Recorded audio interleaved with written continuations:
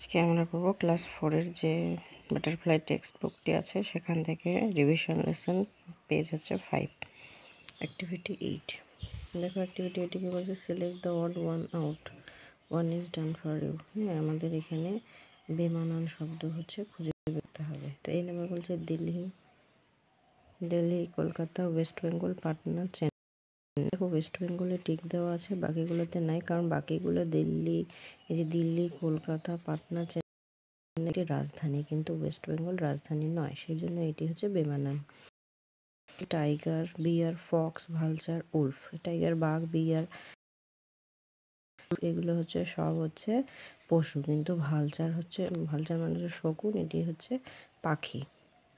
C number, A grade, হেন, parrot, pigeon, squirrel.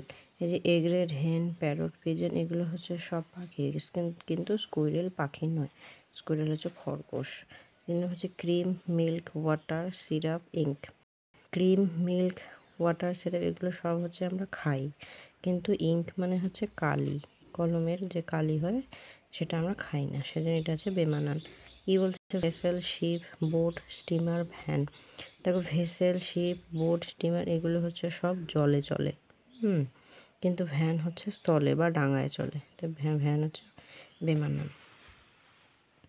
Activity 9 বলছে tick the correct answer, সঠিক উত্তরটি আমাদের টিক করতে হবে।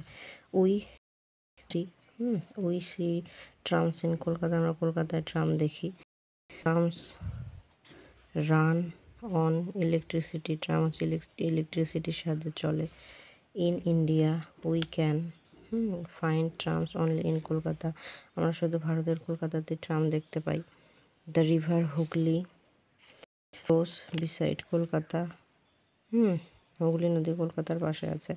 The river separates Kolkata from Hooghly, Kolkata from Howrah, Kolkata থেকে হাওড়াকে আলাদা করেছে এই হুগলি নদী। টেনে কি বলছে, label the various parts of the body of a tiger with the help of the help box দেওয়া আছে। টেল, প, লেগ, ইয়ার, আই এগুলি হচ্ছে বাঘের কোনটা কোথায় আছে সেটা লিখতে হবে। টেল মানে হচ্ছে লেজ, তো এইটা হচ্ছে টেল। তা বলছে প মানে হলো থাবা, এটি লেখো প। তা বলছে লেক মানে পা, লেক। তারপর বলছে ইয়ার মানে হলো কান, এখানে লেখো ইয়ার। তারপর বলছে আই